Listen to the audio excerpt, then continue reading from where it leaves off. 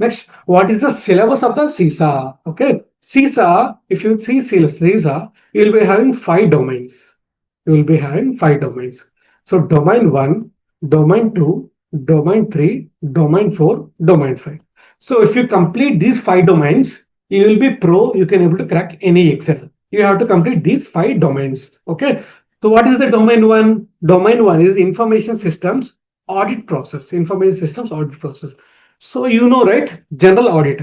General audit. If you do some kind of auditing, if you're working in a CA firm, if you're working in a CW firm in your articles or somewhere, general audit like that. How you plan information systems audit? So what is the audit planning? What is the risk assessment? What is the audit management? Okay. Second one is what is the governance and management of IT? So what about IT governance? What is the organization structure? Third one is IT system, information systems acquisition, implementation. Fourth one is information systems operations. What is information systems audit operations, like change management, continuity planning? Okay. What about the next one, last one is no security. What kind of protocols you are planning?